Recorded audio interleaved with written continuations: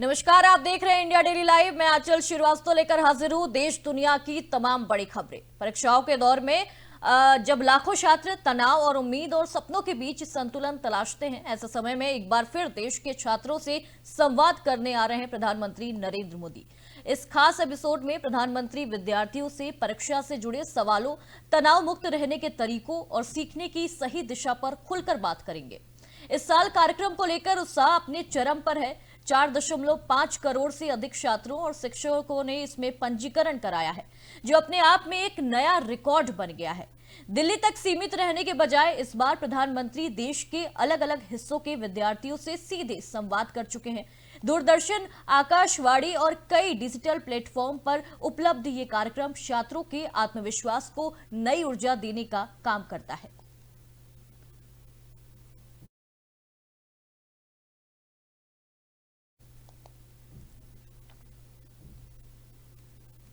अगली जो खबर आ रही है वो पटना से आ रही है। पूर्व चुनाव रणनीतिकार प्रशांत किशोर की पार्टी जन स्वराज पार्टी ने बिहार विधानसभा चुनाव 2025 को चुनौती दे दी है।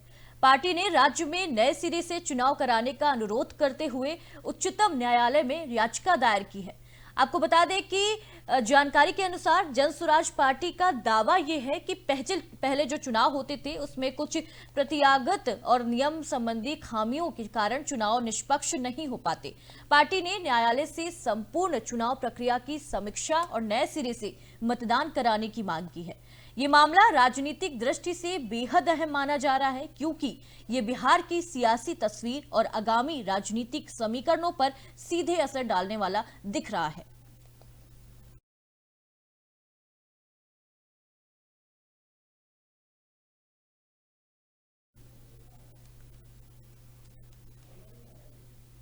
अगली खबर का रुख कर लेते हैं। जो अगली खबर आ रही है वो मेघालय से आ रही है। मेघालय के पूर्वी जयंतिया हिल्स जिले में एक दुखद और गंभीर खबर सामने आ रही है। गुरुवार को एक कोयला खदान में डायनामाइट विस्फोट में 18 खनन कार्य करने वाले श्रमिकों की मौत हो गई।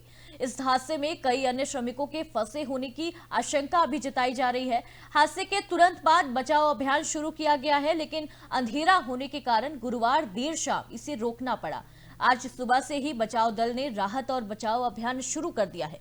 सरकार ने इस हादसे की गहन जांच के आदेश दिए हैं और पुलिस महानिदेशक आई नोगरांग के मुताबिक बचाव दल खदान में फंसे लोगों को सुरक्षित निकालने के लिए अभियान में जुटे हुए हैं। यह हादसा खदान में सुरक्षा मानकों और मजदूर सुरक्षा को लेकर एक गंभीर सवाल फिर से खड़ा कर देता है।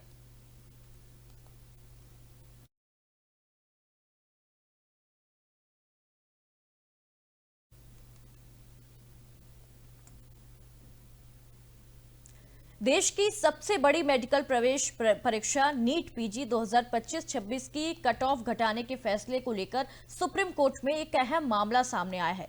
जनहित याचिका के जरिए इस फैसले को चुनौती दी गई है और आज सुनवाई के दौरान सुप्रीम कोर्ट ने एनबीईएमएस और केंद्र से जवाब मांगा है। याचिका दायर करने वाले सामाजिक कार्यकर्ता Harish Sharan Devgan, neurosurgeon Saurabh Kumar, United doctor फ्रीड के अध्यक्ष डॉक्टर लक्ष्य मित्तल और वर्ल्ड मेडिकल एसोसिएशन के सदस्य डॉक्टर आकाश सोनी हैं। उनका ये तर्क है कि कट ऑफ प्रतिशत को असामान्य रूप से घटाना, यहां तक कि शून्य और नकारात्मक स्तर तक ले जाना संविधान के अनुच्छेद 14 और 21 का उल्लंघन करता है। याचिकाकर्ताओं का कहना है कि इस फैसले से स्त्रोतकोत्तर चिकित्सा शिक्षा की जो गुणवत्ता है और मरीजों की जो सुरक्षा है उस पर गंभीर असर पड़ सकता है। साथ ही मेडिकल पेशियों की जो गरिमा है उस पर भी बड़ा खतरा हो सकता है। सुप्रीम कोर्ट ने एनबीआई के जो कट ऑफ का फैसला है उस पर उल्लंघन किया है, उनका उल्लंघन किया है और नीट पीजी का कट ऑफ घटाने के जो फैसला है उसको चुनौती दी गई है। सुप्रीम कोर्ट, एनबीईएमएस और केंद्र से उन्होंने जवाब मांगा है। याचिकाकर्ताओं का यह कहना है कि हरीश शरण हैं जो याचिकाकर्ता हैं, उनका यह कहना है कि अगर कट ऑफ घट जाता है और सामान्य रूप से ये अगर घटता है तो जो स्तर है और संविधान के अनुच्छेद 14 और 21 का इसमें उल्लंघन माना जाएगा। याचिकाकर्ताओं का यह भी कहना है कि इस फैसले से शिक्षा की गुणवत्ता और मरीजों की सुरक्षा पर गंभीर असर पड़ सकता है। लगातार ये बड़ी खबर हम आपको बता रहे हैं। कट ऑफ घटाना अनुच्छेद 14 और 21 का उल्लंघन माना जा रहा है। नीट पीजी कट ऑफ घटाने के फैसले को लेकर सुप्रीम कोर्ट में याचिका दायर की गई है।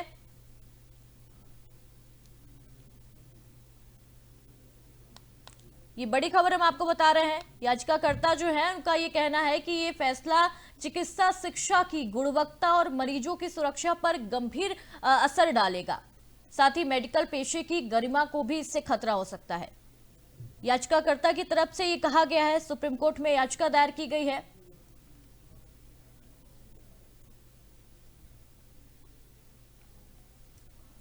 इस खबर पे ज्यादा जानकारी के लिए हमारे साथ कृष्णा सोनकर, ब्यूरो चीफ, दिल्ली से जुड़ चुके हैं। कृष्णा, ये जो नीट पीजी कट ऑफ घटाने का फैसला है, इसको सुप्रीम कोर्ट में चुनौती दी गई है और जो सुप्रीम कोर्ट है उनमें एनबीएमएस से जवाब मांगा है, केंद्र से जवाब मांगा है। कृष्णा, बिल्कुल, आपको बता दूं याचिका 15 जनवरी को दाखिल हुई थी, जिसमें राष्ट्रीय परीक्षा बोर्ड द्वारा जो है सूचना को चुनौती दी गई थी, जिसके तहत क्वालिफाइंग कट ऑफ को असामान्य रूप से कम, यानी यहाँ तक कि शून्य और नकारात्मक जो 45 तक घटा दिया गया था। आपको बता दूं कि याचिकाकर्ता का कहना था कि पोस्ट ग्रेजुएट जो है मेडिकल शिक्षा के मानकों में इस तरह की कटौती मनमानी है। ये याचिकाकर्ता की तरफ से कहा गया और संविधान के अनुच्छेद 14 और 21 का उल्लंघन करती है। उनका तर्क था कि कट ऑफ घटाने से रोगी सुरक्षा, सार्वजनिक स्वास्थ्य और चिकित्सा पेशों की साख पर प्रतिकूल असर पड़ेगा। कहीं ना कहीं याचिकाकर्ता में बहुत का वर्णन किया गया है। टीचर बनने के दृष्टि से लिया गया फैसला मेरिट को समाप्त कर देता है, ये याचिकाकर्ता की तरफ से कहा गया है और प्रतियोगी परीक्षा को मैच प्रशासनिक औपचारिकता ही बना देता है।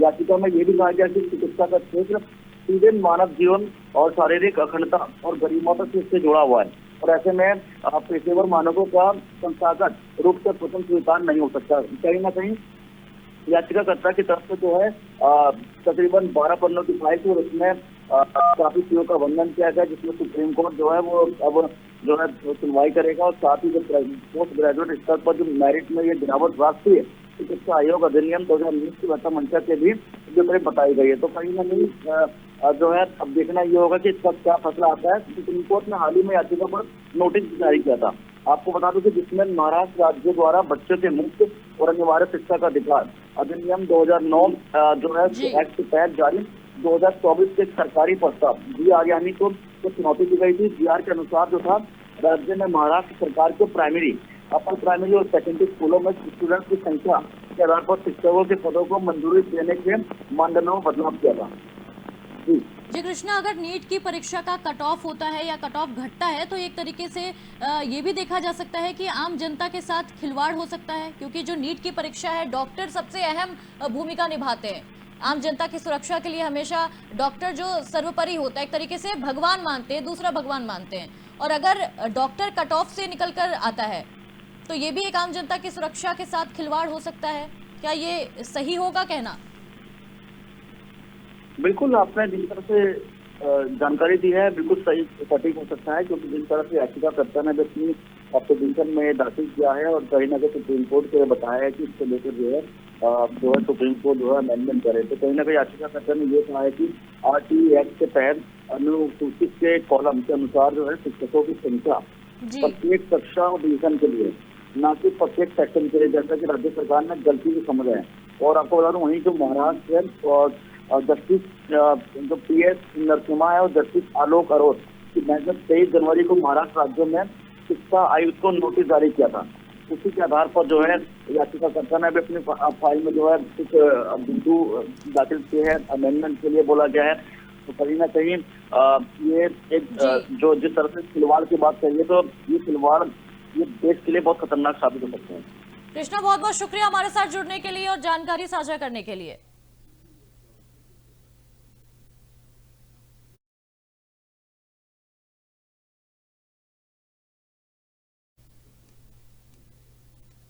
अगली खबर का रुख कर लेते हैं। जो अगली खबर आ रही है वो मणिपुर से आ रही है। मणिपुर में नए उप मुख्यमंत्रियों नेमचा किपगेर और लोसी दीखो के शपथ ग्रहण के विरोध में हिंसक प्रदर्शन भड़क गया है।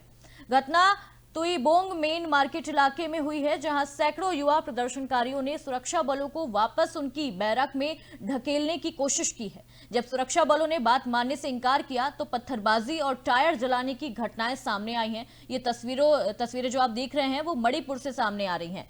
इसी बीच आदिवासी संगठन ज्वाइंट फोरम ऑफ सेवन ने कुकी बहुल चूरा चांदपुर में शुक्रवार सुबह 6 बजे से 12 बजे तक बंद का ऐलान किया है। वहीं कुछ संगठनों ने नेताओं पर हमले करने वालों को 20 लाख और 10-10 लाख रुपए तक का इनाम देने की घोषणा कर दी है। मामले की गंभीरता को देखते हुए प्रशासन और सुरक्षा बल अलर्ट मोड पर हैं। ये घटना मणिपुर में राजनीतिक और सामाजिक तनाव की एक बड़ी चेतावनी भी मानी जा रही है।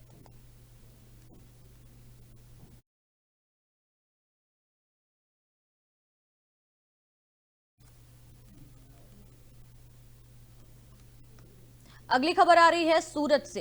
सूरत में कुत्तों का आतंक छा गया है। 3 साल की बच्ची को एक कुत्ते ने काट लिया है। वहीं कुत्तों के आतंक ने एक बार फिर से तबाही मचा दी है। हाल ही में 3 साल की बच्ची पर 4 कुत्तों ने हमला कर दिया है, जिसमें बच्चा गंभीर रूप से घायल हो गया है। ये घटना वालक पाटिया के करुरेश होम सोसाइटी के पास बताई जा रही है। स्थानीय लोग और पारिवारिक सदस्य घबराए हुए हैं और बच्चे का इलाज तुरंत अस्पताल में शुरू किया गया है। घटना के बाद आसपास के इलाके में खौफ का माहौल है। स्थानीय प्रशासन और नगर निगम की टीम को सतर्क रहने और इलाके में कुत्तों के नियंत्रण की जरूरत पर ध्यान देने की अपील की जा रही है।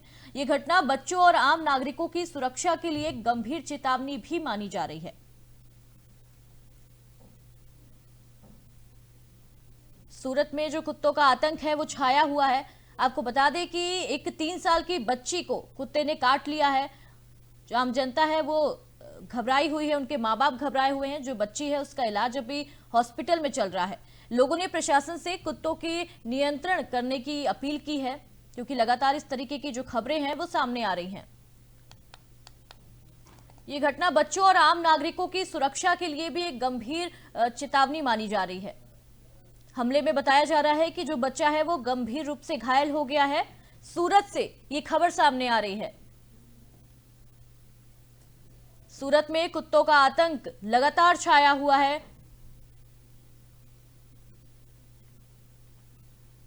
आम नागरिकों की सुरक्षा के लिए गंभीर चेतावनी भी मानी जा रही है।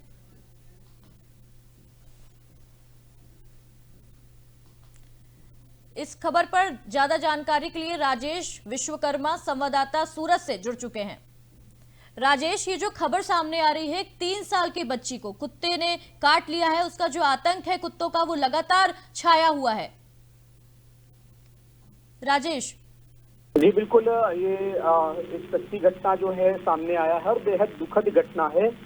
गुजरात की आर्थिक राजधानी ये सूरत जो स्मार्ट सिटी के नाम से जाना जाता है, कल एक ऐसे ही एक संज्ञान में आया था कि एक 3.5 साल के मासूम जो बच्चा है उसको जो है 35 टाँके भी आए हुए हैं और करीबन 4 से 5 जो आवारा कुत्ते थे उसी इलाके में जहाँ पर वो बच्चा रहता था, वहाँ पर 4 से 5 जो कुत्ते थे वहाँ पर टूट पड़े थे और बेहद रूप से वो घायल हुआ बच्चा, उसके माता पिता फौरन जो है सिविल अस्पताल जो है लेकर वो पर पहुंचे थे, जहाँ पर करीबन 35 टाँके आए हुए हैं। हालत अभी उस बच्चे की जो है हालत खराब है। ट्रीटमेंट जो है अभी शुरू किया गया है। इन आवारा कुत्तों की ये पहली घटना नहीं है सूरत में, इससे पहले भी हर साल इसी तरह से आवारा कुत्तों का आतंक देखा गया है।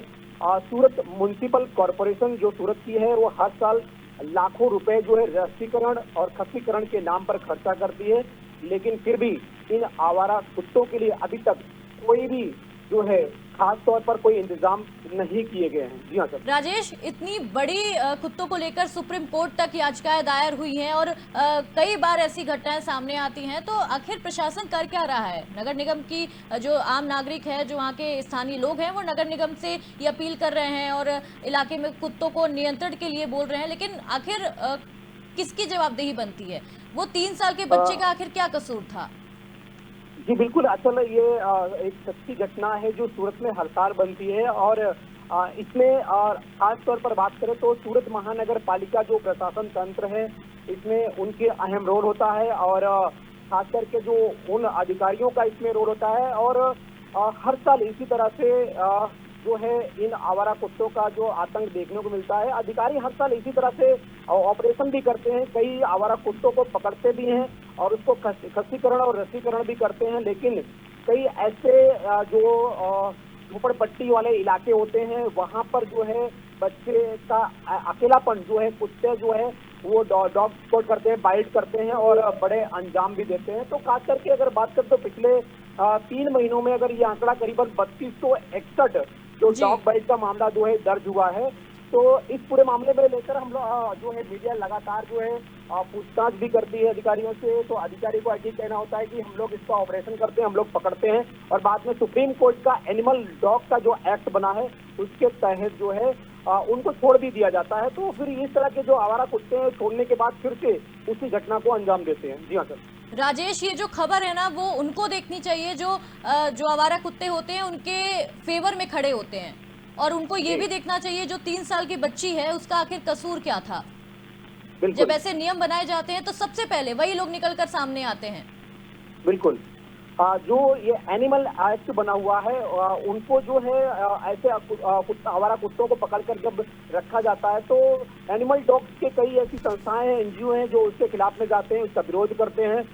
इसीलिए ऐसे मासूम बच्चे जो उनके इलाके में जब वहाँ पर खेलते हैं तब आवारा कुत्ते जो है उस पर जो है कहीं ना कहीं हमला करते हैं और बड़े पैमाने पर जो है ऐसे मासूम बच्चे उनके शिकार होते हैं। तो एक बार फिर ऐसा एक मामला जो है सूरत में आया है, जो आपको बता दें कि ये लस्करना जो क्षेत्र है वालक पाटिया के पास है, जो करुणेश होमगिरी वैली सोसाइटी का है। कल ये मामला था, वॉचमैन का ये बच्चा, वॉचमैन जो काम करता है उसका पिता, उसका 3.5 साल का बच्चा जो गणेश जो सुबह है वो खेल रहा था, अचानक 4 से 5 कुत्ते जो है उस पर हमला किया था और वो फौरन उनको लेकर जो है सिविल अस्पताल में पहुंचे थे, जहां पर करीबन 35 टांके लगाए गए हैं। हाल उनका इलाज चालू है। प्रशासन क्या कुछ इससे अभी किसी तरह का जो है स्टेटमेंट अभी तक देने में असमर्थ रहा है, क्योंकि जिस तरह से स्मार्ट सिटी के नाम पर जो है सूरत को देखा जाता है तो कहीं ना कहीं सवाल जरूर खड़े होते हैं इससे। जी राजेश, बहुत बहुत शुक्रिया हमारे साथ जुड़ने के लिए और ये तमाम जानकारी साझा करने के लिए। अगली खबर का रुख कर लेते हैं। अगली खबर आ रही है दिल्ली से। राजधानी दिल्ली से ये बड़ी खबर सामने आ रही है। आरके पुरम थाना क्षेत्र में पुलिस और अपराधियों के बीच मुठभेड़ हुई है और इस मुठभेड़ के बाद 2 अपराधियों को गिरफ्तार कर लिया गया है। पुलिस के मुताबिक बदमाशों की ओर से फायरिंग किए जाने के बाद पुलिस ने जवाबी कार्रवाई की, जिसमें एक अपराधी के पैर में गोली लगी है। घायल अपराधी को इलाज के लिए अस्पताल में भर्ती कराया गया है। घटना के बाद पूरे इलाके में सुरक्षा बढ़ा दी गई है और पुलिस पूरे मामले की गहन जांच में जुटी हुई है। शुरुआती जांच में अपराधियों से हथियार और अन्य आपत्तिजनक सामग्री बरामद होने की भी जानकारी सामने आई है। फिलहाल पुलिस ये पता लगाने में जुटी हुई है कि गिरफ्तार किए गए अपराधी किन वारदातों में शामिल रहे, और इस खबर से जुड़ी हर अपडेट हम आपको लगातार देते रहेंगे। अगली जो खबर आ रही है वो जालंधर से आ रही है। पंजाब के जालंधर में आम आदमी पार्टी के नेता लकी ओब्रॉय की 6 फरवरी 2026 को गोली मारकर हत्या कर दी गई है।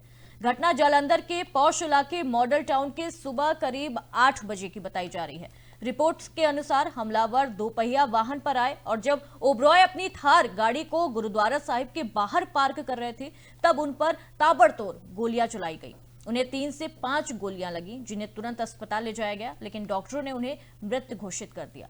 बताया ये भी जा रहा है कि लकी ओब्रॉय की ये दिनचर्या हमलावरों को पता थी और ओब्रॉय जालंधर कैंट की हल्का इंचार्ज राजविंदर कौर थियाड़ा के करीबी माने जाते थे और उनकी पत्नी ने पहले आप की ओर से नगर निगम चुनाव भी लड़ा था।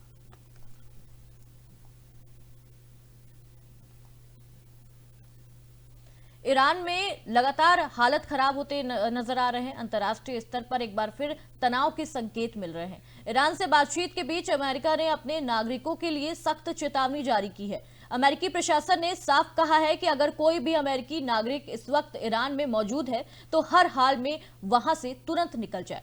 चेतावनी में यह भी आशंका जताई गई है कि ईरान में एक बार फिर व्यापक विरोध प्रदर्शन हो सकता है।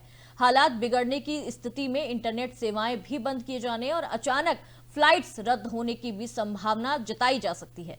ऐसे में ईरान में रह रहे विदेशी नागरिकों के लिए हालात बेहद संवेदनशील माने जा रहे हैं। आपको बता दें कि अमेरिका की इस चेतावनी को क्षेत्रीय सुरक्षा और कूटनीतिक हालात से जोड़कर भी देखा जा रहा है।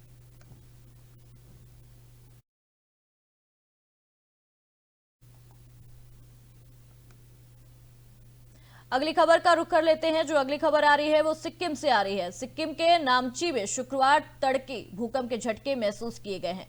नेशनल सेंटर फॉर सिस्मोलॉजी के मुताबिक भूकंप की जो तीव्रता थी रिक्टर स्केल पर 4.0 दर्ज की गई है। ये भूकंप सुबह 3:11 पर आया है और इसकी जो गहराई है वो करीब 5 किलोमीटर बताई जा रही है, जिसकी वजह से लोगों को झटके साफ महसूस हुए हैं। हालांकि राहत की बात इसमें यह रही कि अब तक किसी भी तरह के जानमाल के नुकसान या हताहत होने की कोई सूचना नहीं सामने आ रही है। भूकंप के बाद एहतियातन स्थानीय प्रशासन हालात पर नजर बनाए हुए है। भूकंप संभावित क्षेत्र होने के चलते लोगों से सतर्क और अफवाहों से बचने की भी अपील की गई है।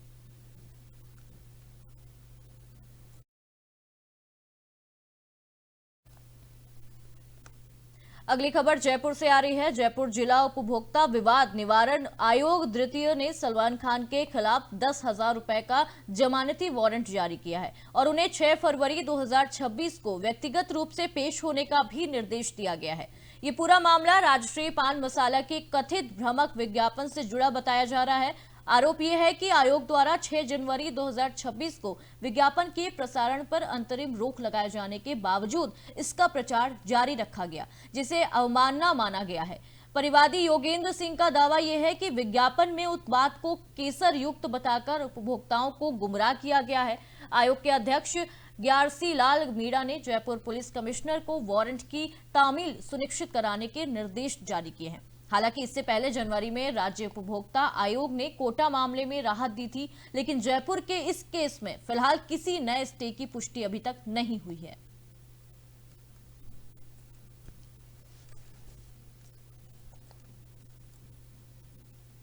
श्रीगंगानगर में नवविवाहिता युवक आशीष की मौत ने पूरे इलाके को हिलाकर रख दिया है। शुरुआत में इस मौत को सड़क हादसा बताया गया था, लेकिन पुलिस जांच में आगे बढ़ी तो मामला पूरी तरह से पलट गया।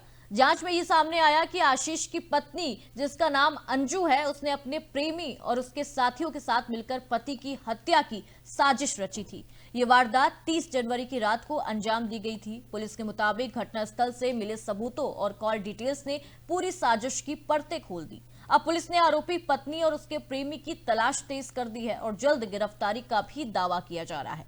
इस सनसनीखेज खुलासे के बाद इलाके में दहशत और चर्चा का पूरा माहौल बना हुआ है।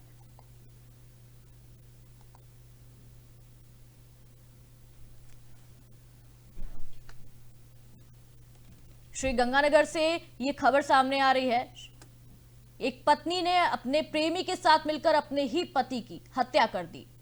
शुरुआत में ये जो पूरा मामला था वो सड़क हादसा बताया जा रहा था। ऐसा पूरा इसको ऐसा क्रिएट किया गया था कि ये कोई सड़क दुर्घटना है, लेकिन बाद में जब पुलिस ने पूरी जांच की तो पता लगा कि दुल्हन अपने प्रेमी के साथ मिलकर उसने ये पूरा प्लान बनाया था और अपने ही पति की हत्या कर दी। ये श्रीगंगानगर से ये बड़ी खबर सामने आ रही है। दुल्हन ने अपने ही पति की हत्या की साजिश रची थी, अपने प्रेमी के साथ मिलकर इस पूरे घटना को अंजाम दिया था।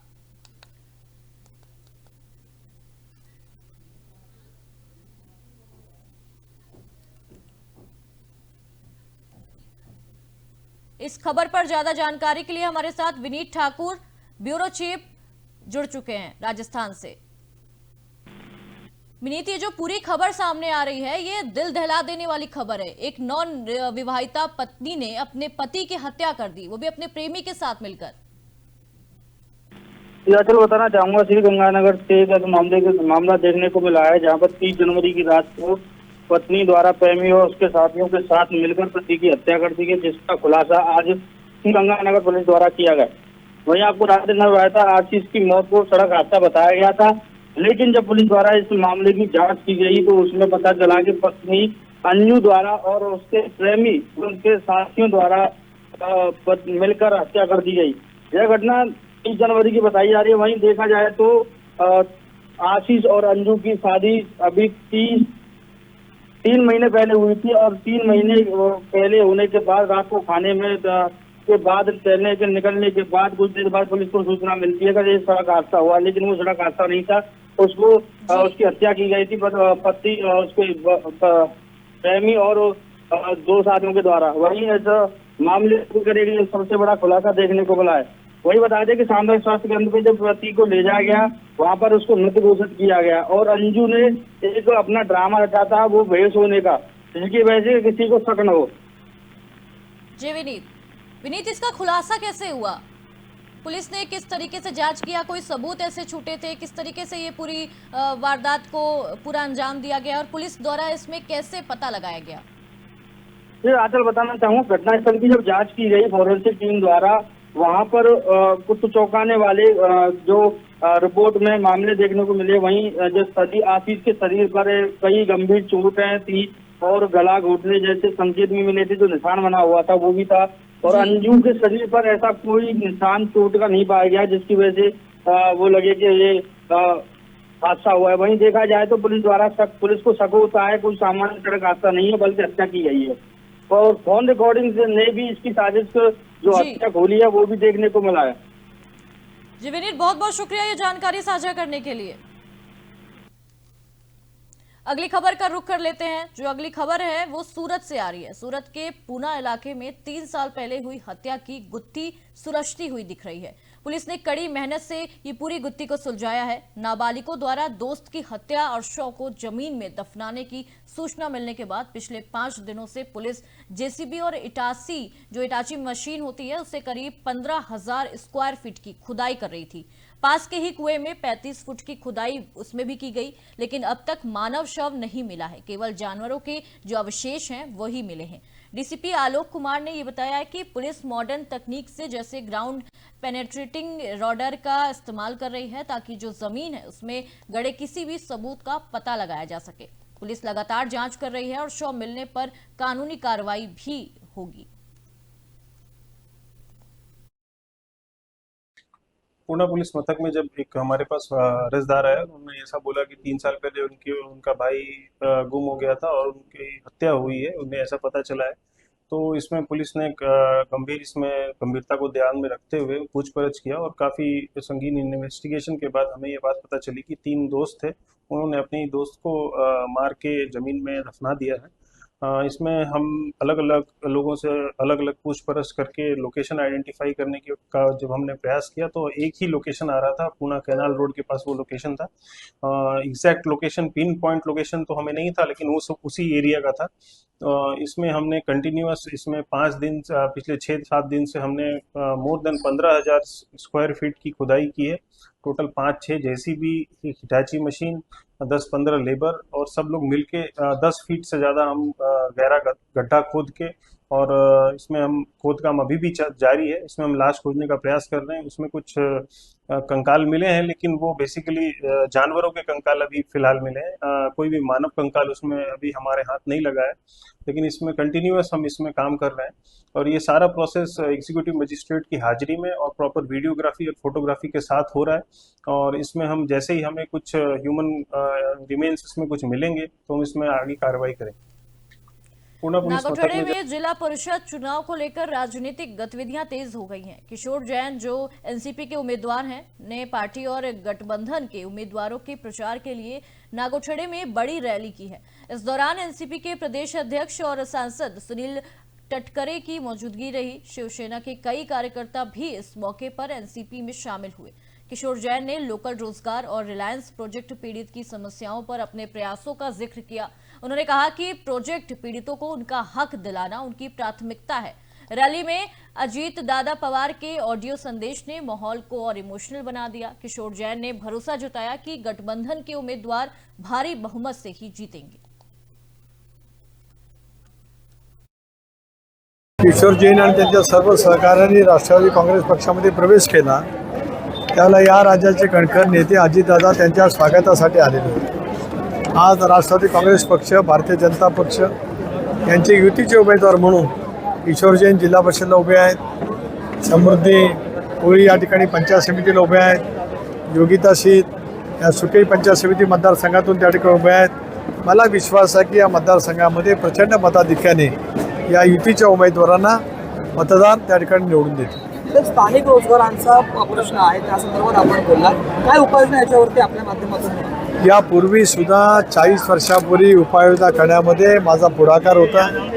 इथल्या प्रकल्पग्रस्तांना एका वेळेला 750 प्रकल्पग्रस्तांना सामावून घेण्यासाठी पुढाकार त्यावेळेला तालुका काँग्रेसचा अध्यक्ष म्हणून मी घेतला होता. प्रकल्पग्रस्त त्यांचा मूलभूत हक्क आणि मग अशा प्रकल्पाच्या माध्यमातून त्यांना मिळण्याचं स्थान कळत न कळत इतर व्यवसायामध्ये सुद्धा रोजगारामध्ये सुद्धा त्यांचं स्थान निर्माण करण्यासाठी गेल्या 40 वर्षाचा माझ्या राजकीय अनुभवाचा. तो ये थी देश दुनिया की बड़ी खबरें. खबरों का सिलसिला यूं ही जारी रहेगा. आप देखते रहिए इंडिया डेली लाइव. नमस्कार.